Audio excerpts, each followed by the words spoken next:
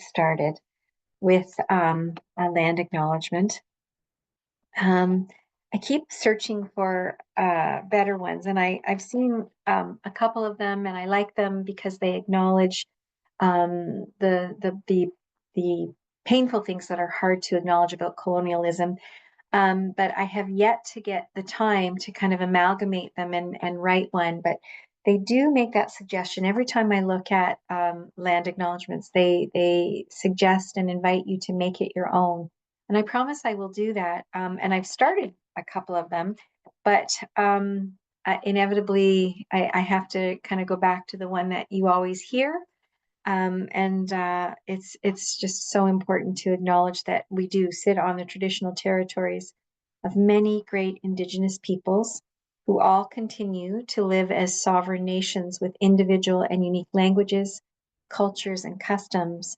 And I find it important to take an opportunity to acknowledge that the land that is known as Chatham Kent today, the land that we're sitting on, was established as part of Treaty Number 2, the McKee Purchase Treaty of 1790. And at that time, the land was also inhabited by the Three Fires Confederacy, made up of the Ottawa, the Potawatomi, and the Ojibwa people. These Indigenous nations, known as the Anishinaabeg, the Lunapui, agreed to the mutual sharing of the land with obligations and responsibilities to the environment. Today, Chatham Kent neighbors the Lunapui at the Delaware Nation, which is part of the McKee Purchase Treaty as well, and also the unceded territory of the Ba-Kejwang or Walpole Island First Nation. Chatham Kent continues to be home to diverse First Nations and Métis people. As beneficiaries of the treaties, we agree to the mutual sharing of the obligations, responsibilities, and the privilege to be stewards of the land, the water, and the air. We hold all that is in the natural world in our highest esteem and give honor to the wonderment of all things with creation. This land acknowledgement is a first step towards truth and reconciliation, and I invite you and everyone to become informed about the traditional lands, treaties, histories, culture, and wisdom of Indigenous people. There's still so much to be learned and shared. And I do plan on improving this statement. I just need to make sure that I can get some time, and that was not today, even though I had that as an intention that I set for myself last week. Okay, so I apologize. I told you there was going to be some poetry by a Lebanese poet called Khalil Gibran, who I think he was end of the 1800s, first part of the 1900s. And I spelled his name incorrectly. And so properly it's spelled Khalil, and Gibran. I did spell correctly, Gibran. I have long been an admirer of his poetry. It's so meaningful. And so hopefully you can sit back, relax, and have a listen. And the first poem that I will share with you tonight is called A Tear and a Smile. And it reminds me a lot of that Rumi poem that I often quote, The Guest House, about welcoming even the painful emotions and things that hurt us and are hard to bear, hard to be with. And it goes like this. I would not exchange the sorrows of my heart for the joys of the multitude, and I would not have the tears that sadness makes to flow from my every part turn into laughter. I would that my life remain a tear and a smile, a tear to purify my heart and give me understanding of life's secrets and hidden things, a smile to draw me nigh to the sons of my kind and to be a symbol of my glorification of the gods, a tear to unite me with those of a broken heart, a smile to be a sign of my joy in existence. I would rather that I died in yearning and longing than that I live weary and despairing. I want the hunger for love and beauty to be in the depth of my spirit. For I have seen those who are satisfied to be the most wretched of people. I have heard the sigh of those in yearning and longing, and it is sweeter than the sweetness, of melody. With evening's coming, the flower folds her petals and sleeps, embracing her longing. At morning's approach, she opens her lips to meet the sun's kiss. The life of a flower is longing and fulfillment, a tear and a smile. The waters of the sea become vapor and rise and come together, and together they are a cloud.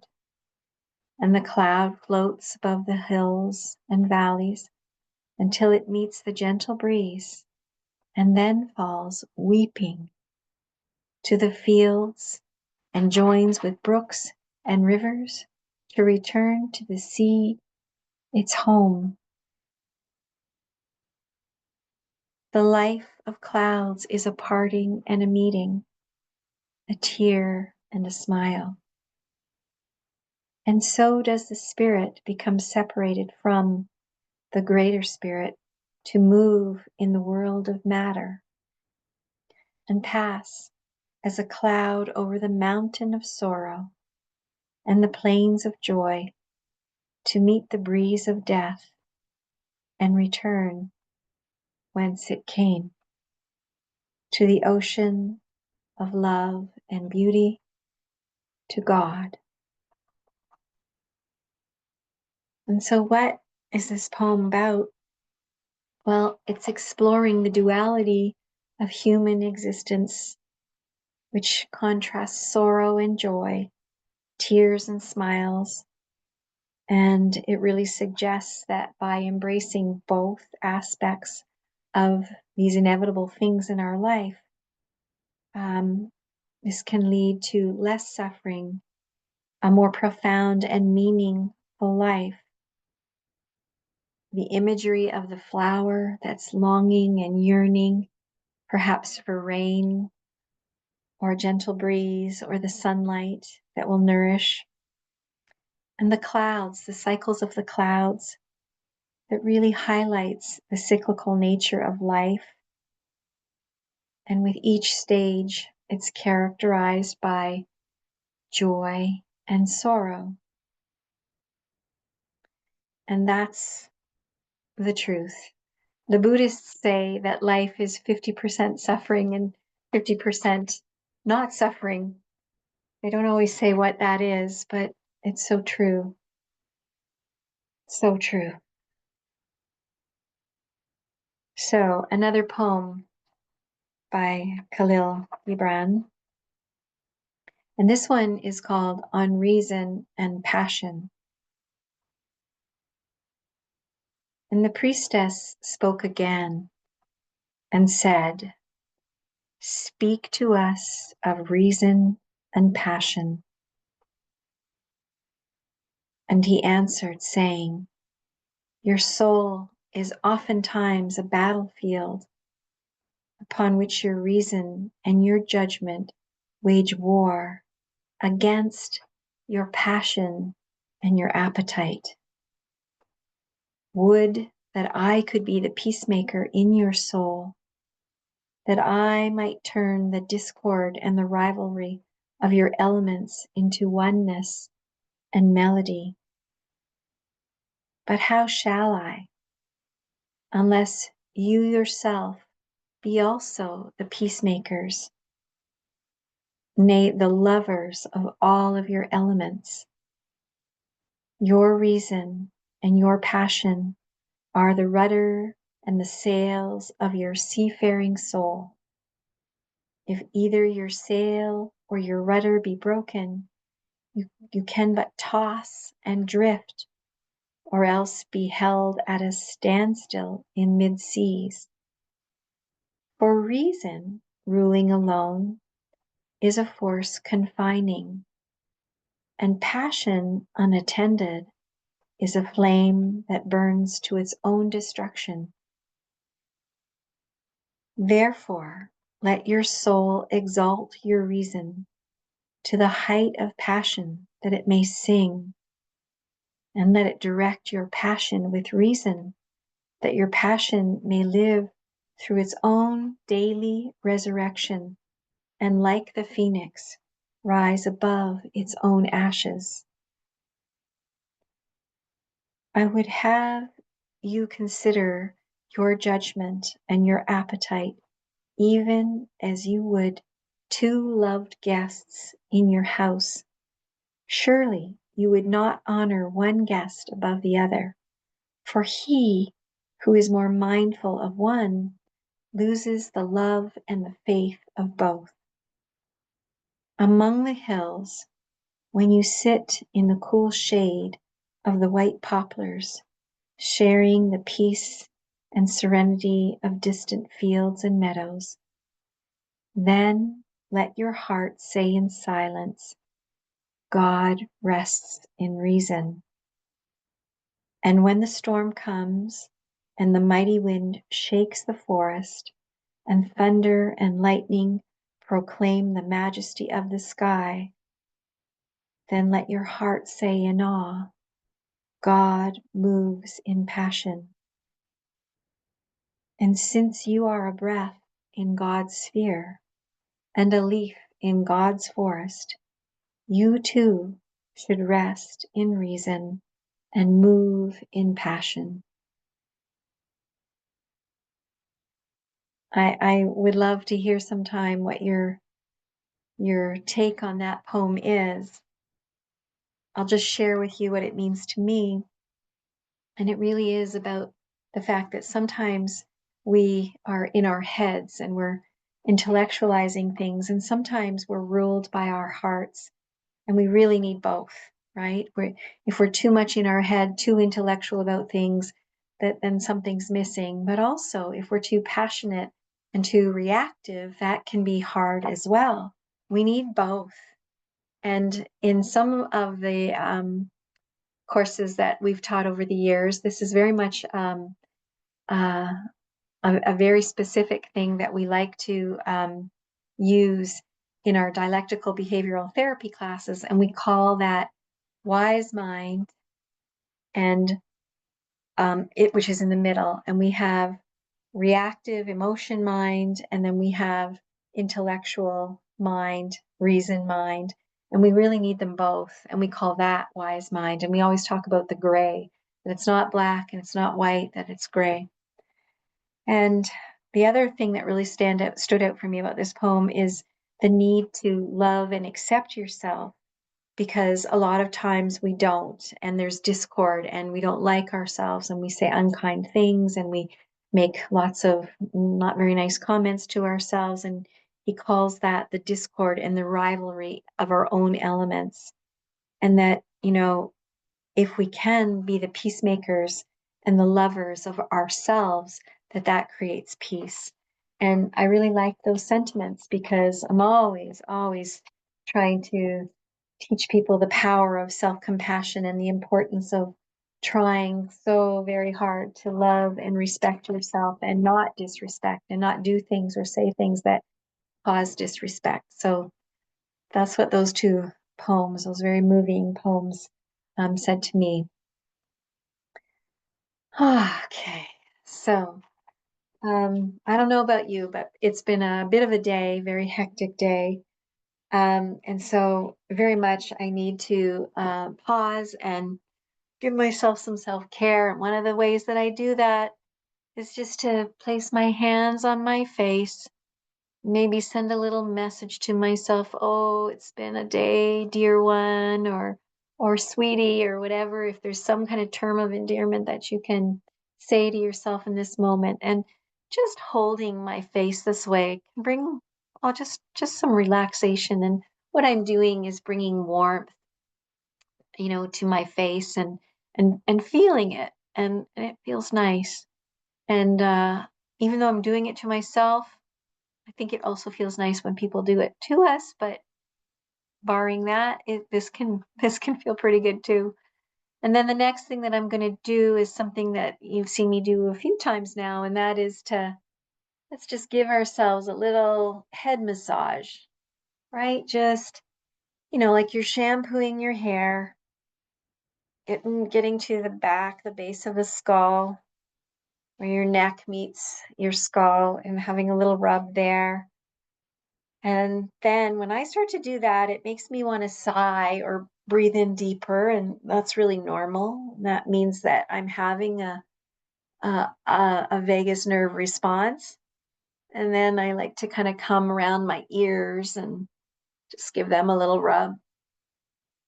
Ears don't get a lot of love and attention, but they work pretty hard, don't they? They're constantly listening. So if you can, give your ears a little rub.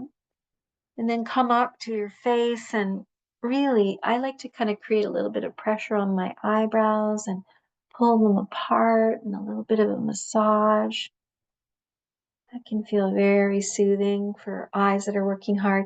And then rubbing your hands together to create some warmth.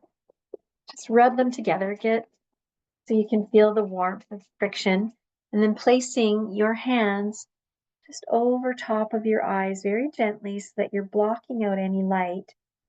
And if you can, open your eyes in that dark space and feel how good it can feel to not look at anything, but to give your eyes this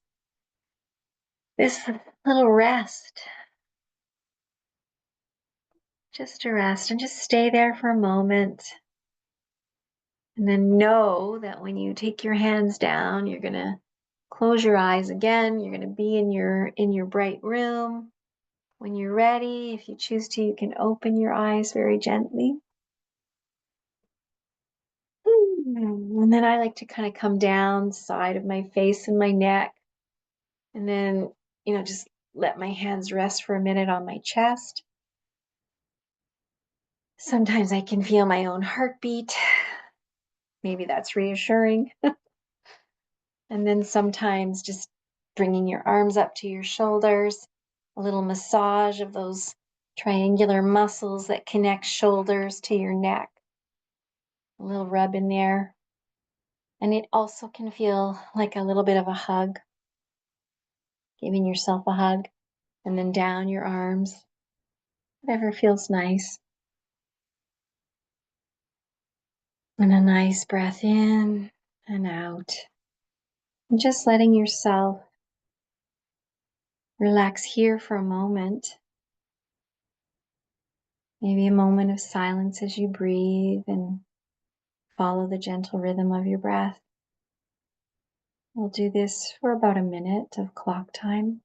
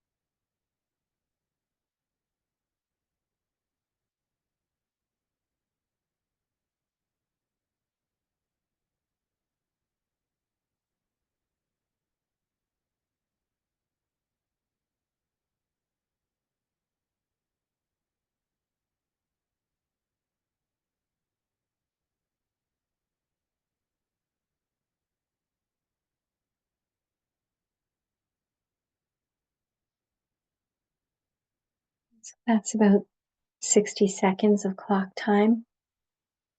And if that felt good, remember that you can do that. You can just pause, put things on pause, and give yourself some quiet. And how nice that feels. Before we go any further, I'm going to invite you to scan your body, maybe starting the top of your head or the tips of your toes. Just taking a moment here to kind of scan through, noticing any particular sensations, tightness, coolness, warmth, tingling, discomfort, ease, whatever you're able to notice about your experience in this moment.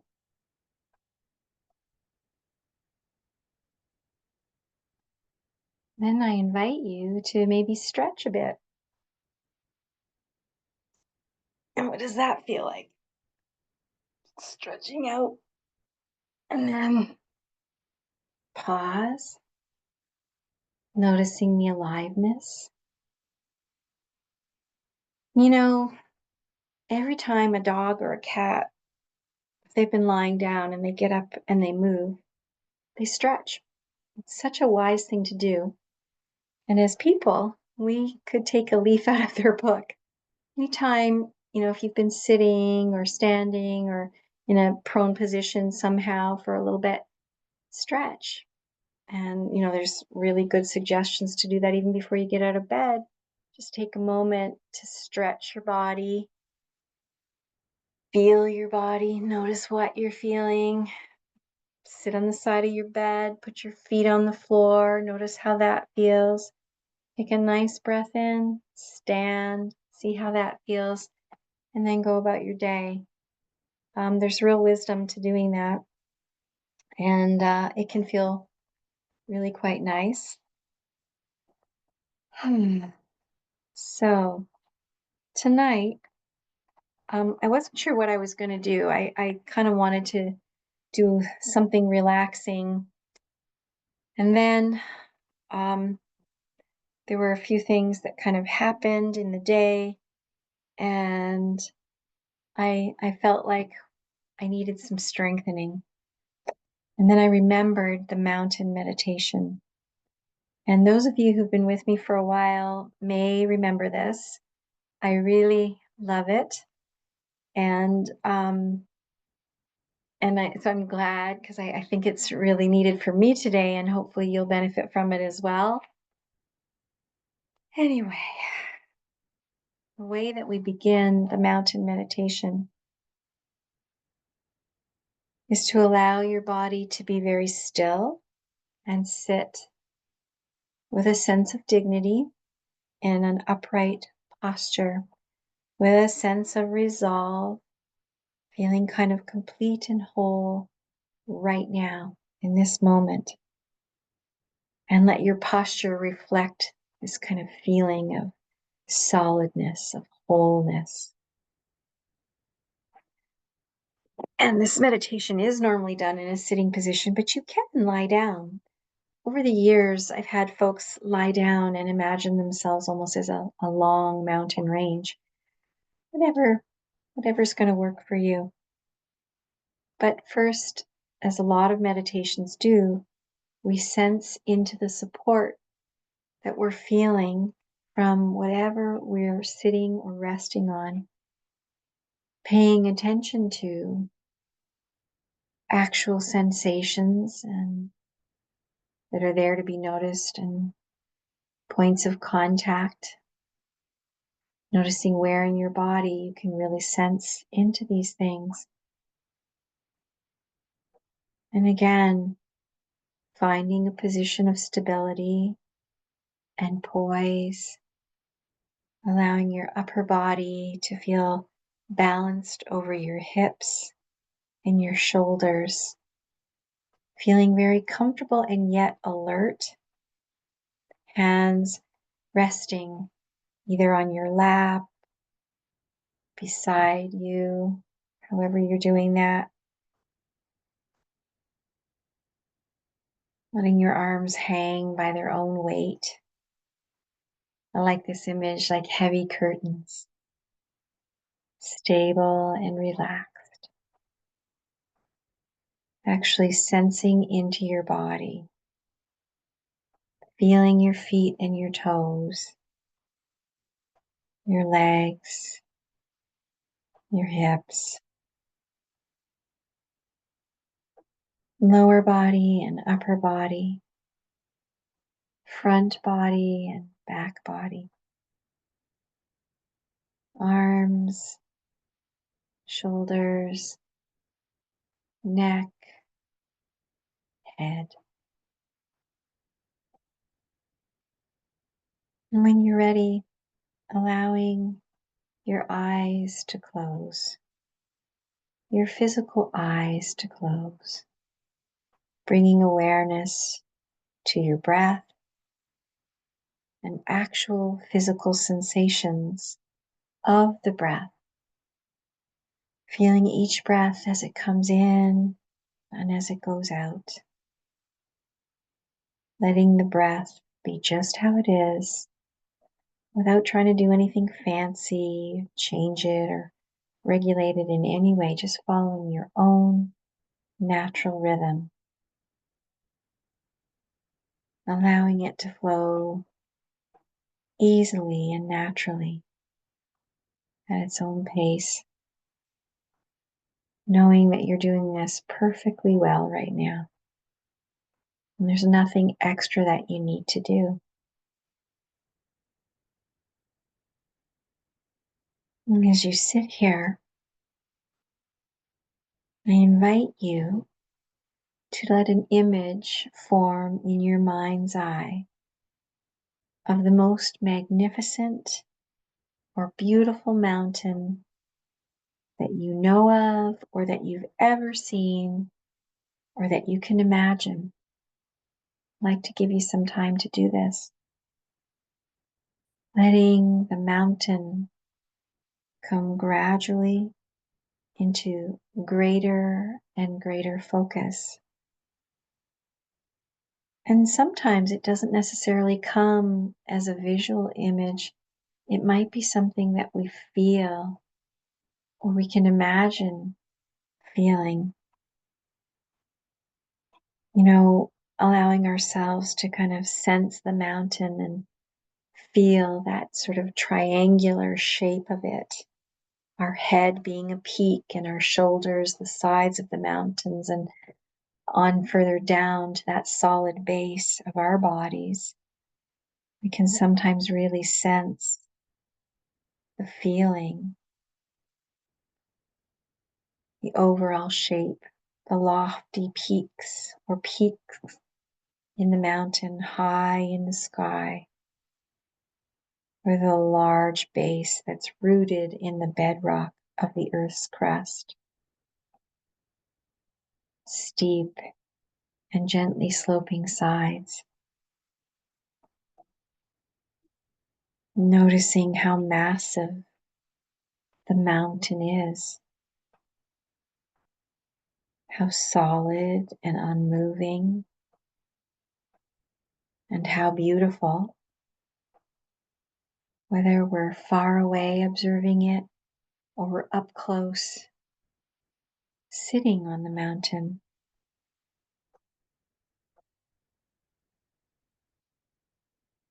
Maybe your mountain has snow blanketing its tops and trees reaching down to the base.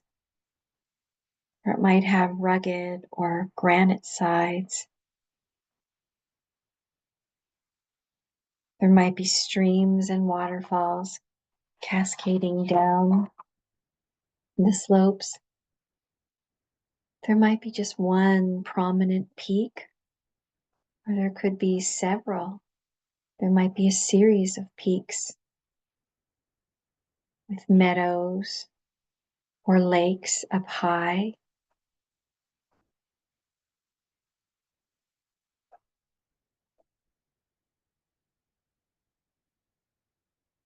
Observing this mountain, really seeing it in your mind's eye, noting its qualities of stability and strength, never moving. And when you're ready, I invite you to take a breath in. And as you breathe in, imagine bringing the mountain into your own body, sitting right here, so that your body and the mountain in your mind's eye become one. As you sit here, you share in the massiveness and the stillness and the solid majesty of the mountain. You become the mountain.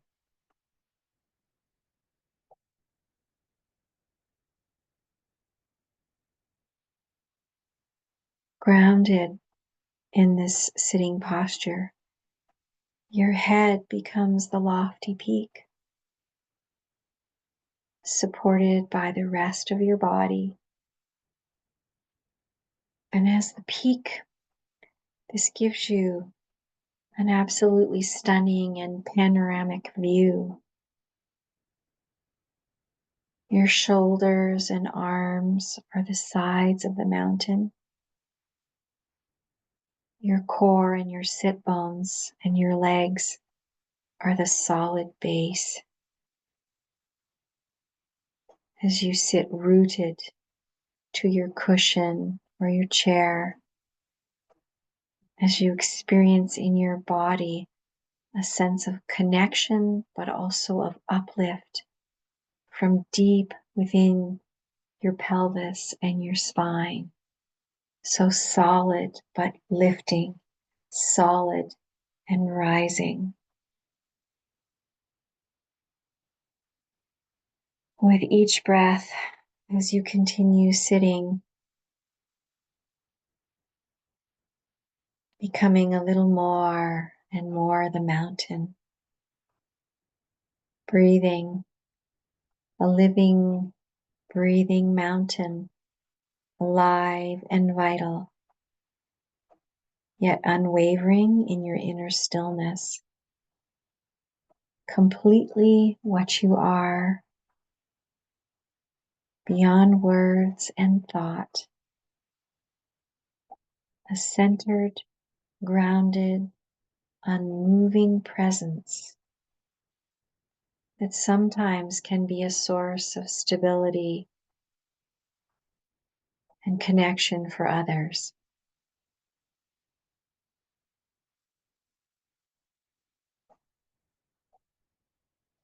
As you sit here,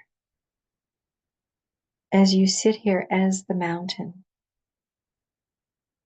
becoming aware of the fact that as the sun travels across the sky, the light and the shadows and the colors are changing virtually moment by moment in the mountain's solid stillness.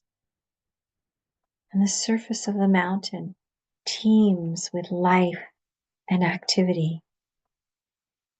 Streams and melting snow, waterfalls, plants, and wildlife. Many animals make their home in the protection of the mountain.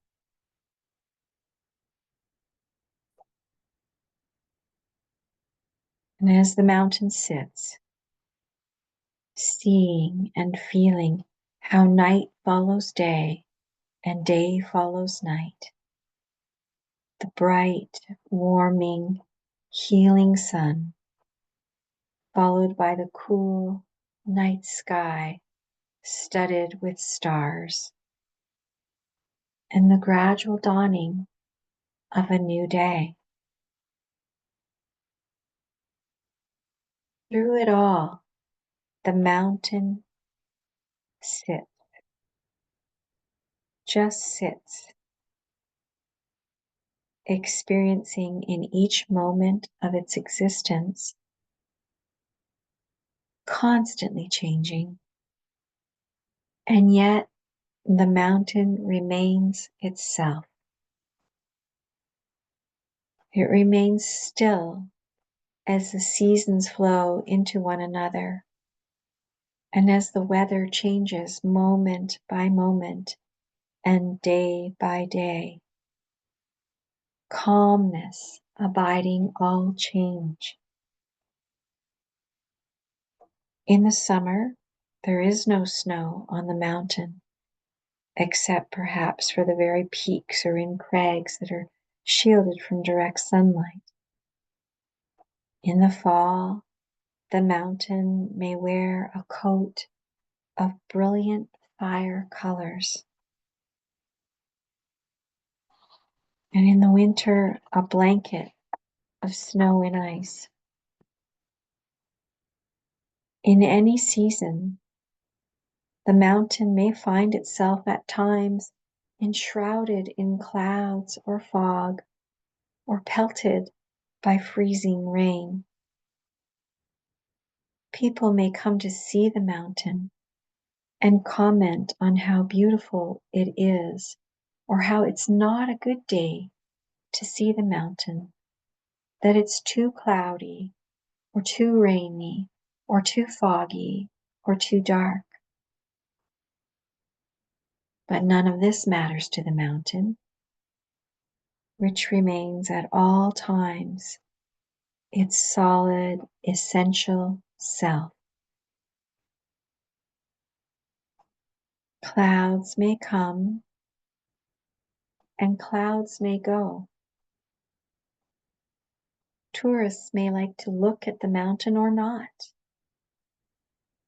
The mountain's magnificence and beauty are not changed one bit by whether people see it or not, seen or unseen, in sun or clouds, broiling heat or frigid coldness, day or night. The mountain just sits,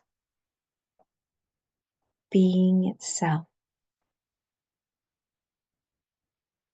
At times, the mountain is visited by violent storms, buffeted by snow and rain and winds of unthinkable strength and magnitude. Through it all, the mountain sits. The mountain sits.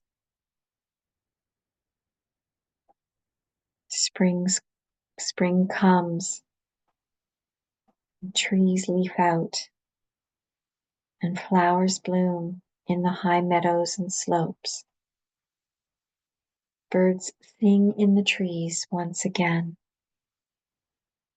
Streams overflow with the waters of melting snow. And through it all, the mountain continues to sit, unmoved by the weather, by what happens on its surface, by the world of appearances. Doesn't matter. The mountain remains its essential self. Through the seasons and the changing weather and the activity ebbing and flowing on the surface of the mountain sits. The mountain sits. In the same way that we sit in meditation, we can learn to experience the mountain.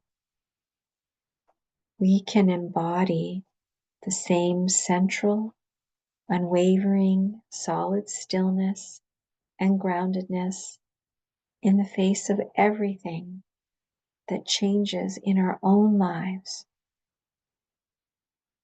Everything that changes over seconds, over hours, over months, over years.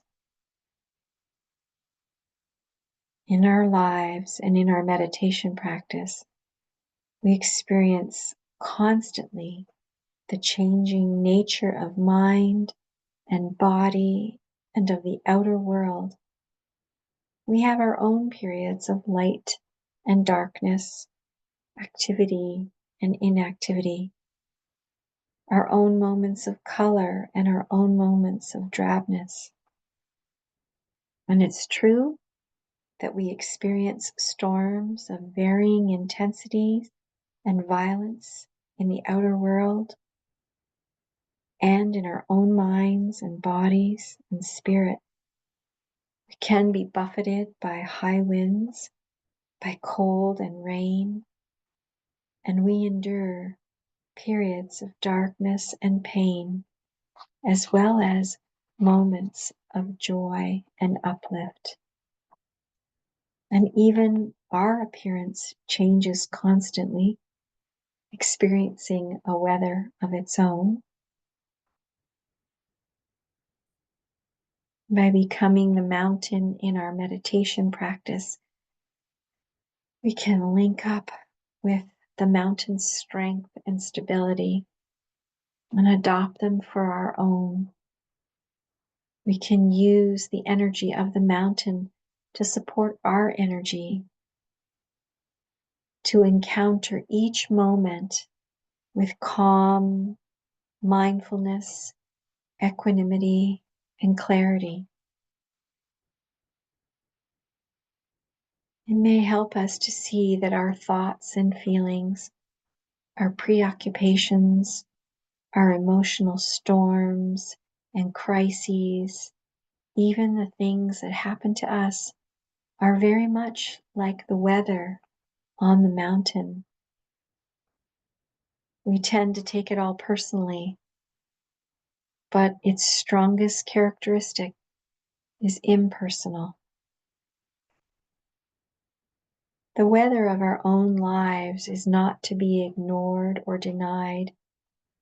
It is to be encountered. It is to be honored. It is to be felt. It is to be known for what it is and held in our awareness. And when we can courageously hold it in this way, we can come to know a deeper silence and stillness and wisdom. Mountains have this to teach us and much more if we can let it in.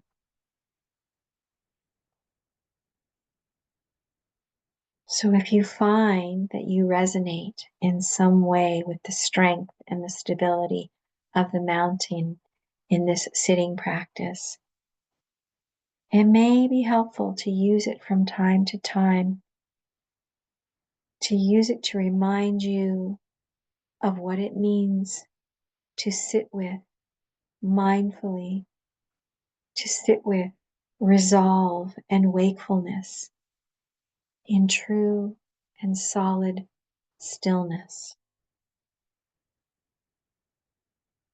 So, for a few moments now, continue to feel the mountain, be the mountain in silence, moment by moment,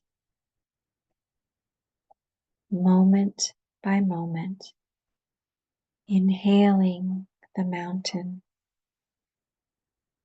exhaling, feeling solid and stable. For a few moments to allow yourself to be the mountain. We'll take about a minute here, clock time.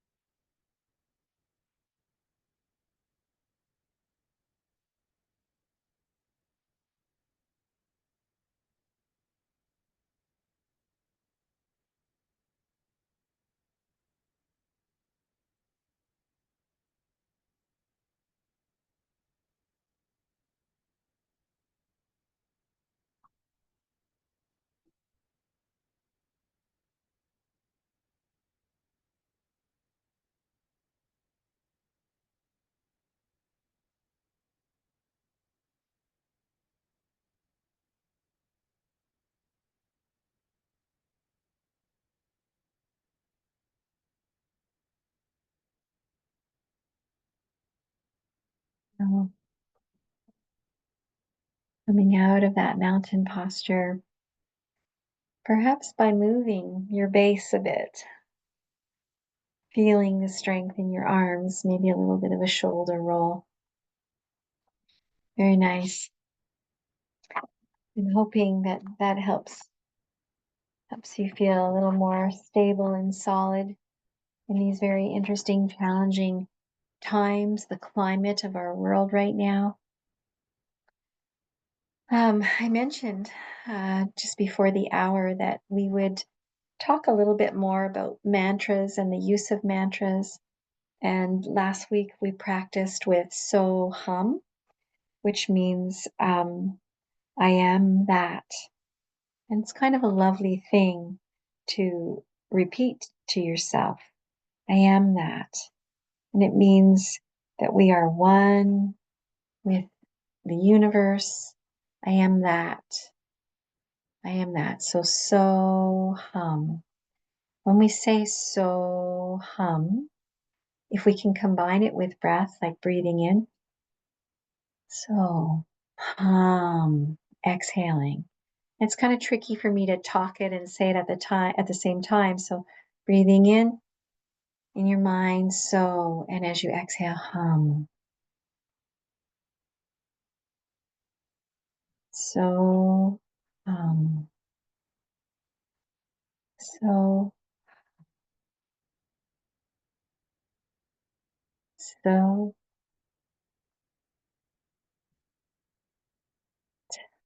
I am. And what are the benefits of, bringing this kind of energy to ourselves? And it's a positive energy, and it can be very relaxing to your mind and body when you say it. So I'm just going to give us about 30 seconds here to just repeat that as you breathe in and out. And it's not necessary to say them, but just imagine the sound. When you're exhaling, it is possible to do um, the so is, it's very hard to do while breathing in. I can't really do it speaking out, but you can breathe in, letting the so represent that, and the exhale, hum. And so just following that for a few moments, about 30 seconds.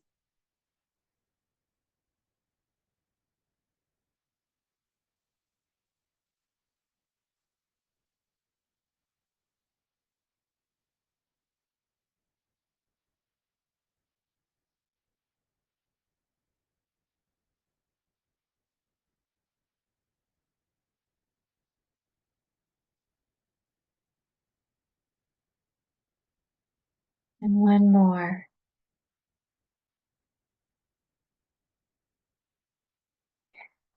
And the other mantra that we practiced a little bit last time was Om. Om is the sound of the universe.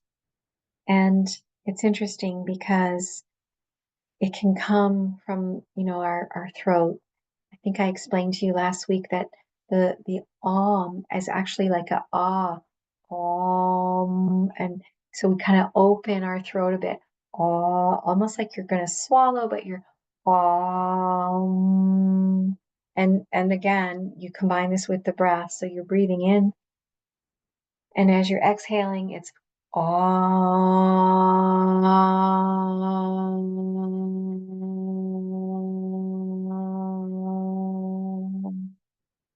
until you have no more breath left. So, I can't hear you. You may want to practice that now. I'm going to give you a little bit of time to do that. An Om is really, really wonderful and powerful when you can chant it all together. We can't do that. Not to my knowledge anyway. I wonder sometime if we unmuted and then tried that, what that might sound like. If you're up for that, let me know and we can try that next week. But I'm not prepared to try it now because I don't want to mess with the recording or the sound too much. But just try that again in your own time and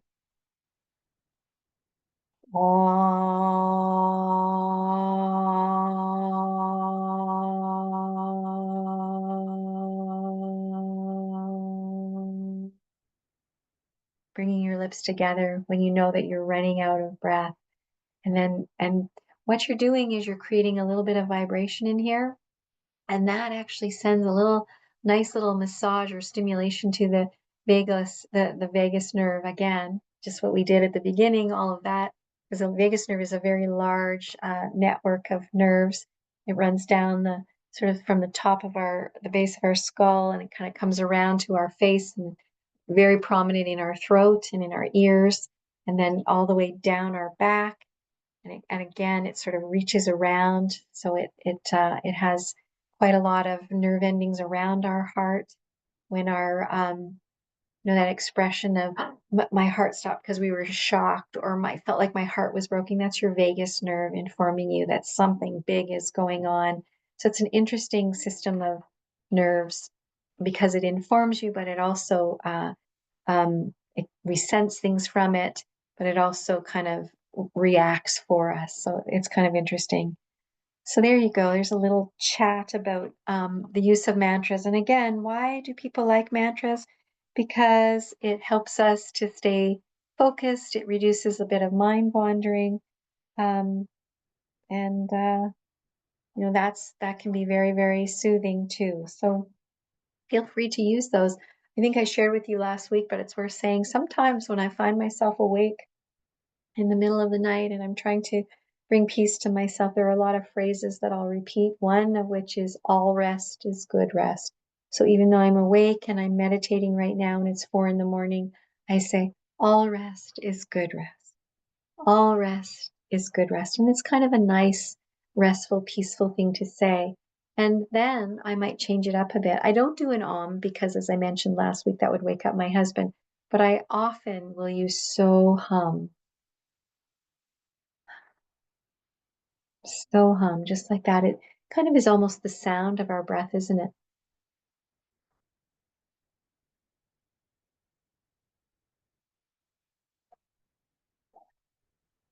Like that.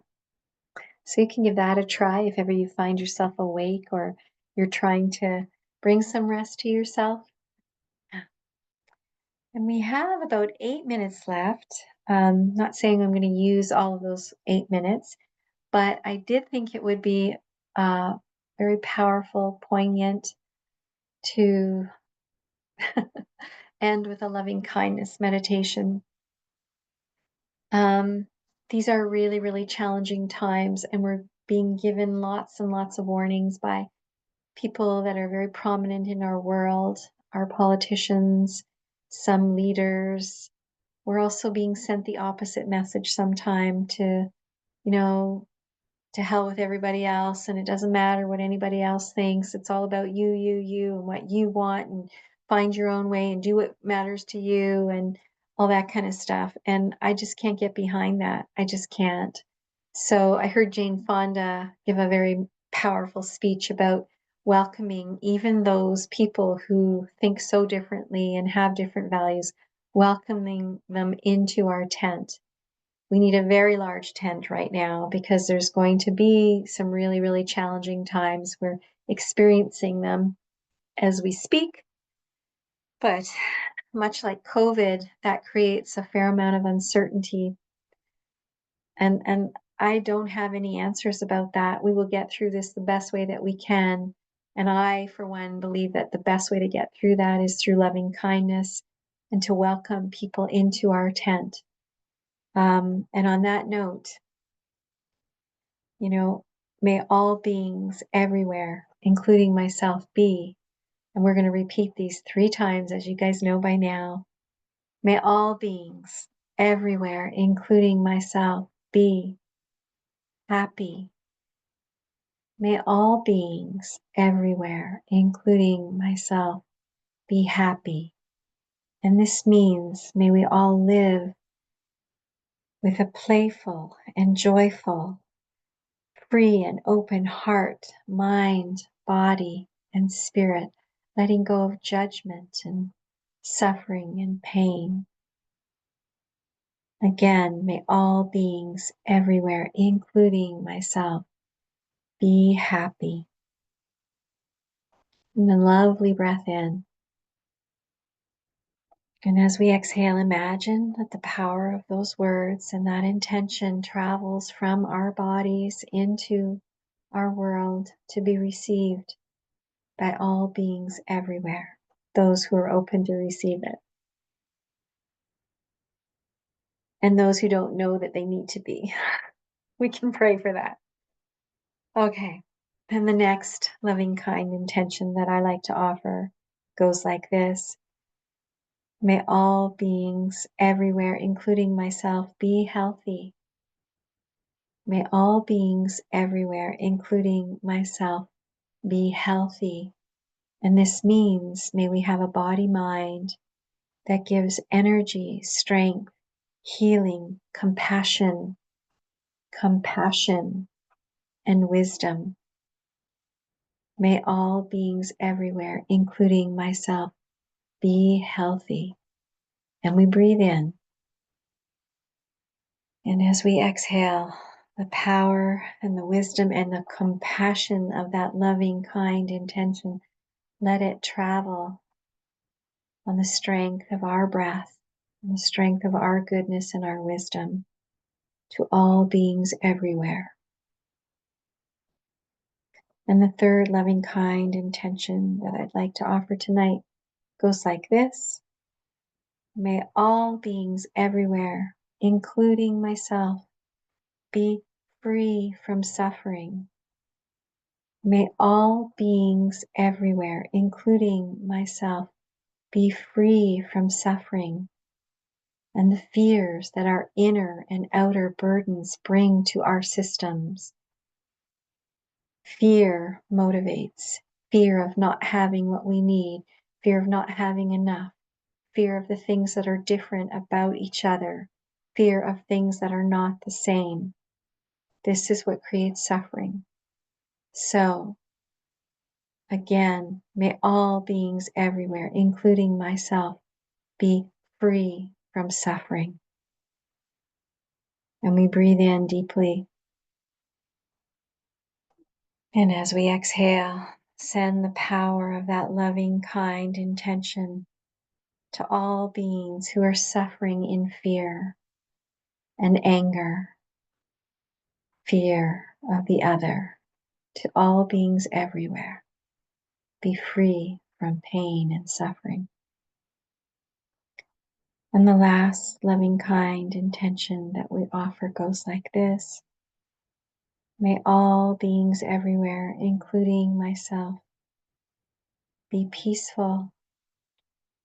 May all beings everywhere, including myself, be peaceful.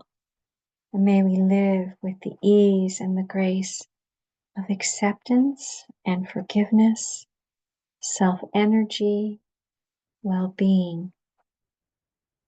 May all beings everywhere, including myself, be peaceful. May all beings everywhere be peaceful. And we breathe in deeply.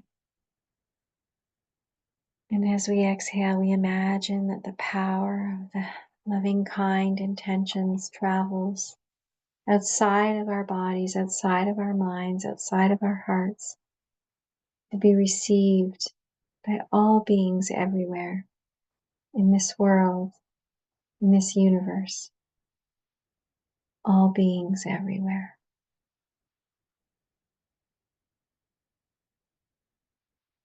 And we'll end there. That kind of concludes our practice for tonight. And I'm looking at all of your names, and most of you, I know who you are, and I see you in my mind's eye. So I say namaste, namaste, namaste. And bring it to my heart center. Namaste. Take good care, all of you.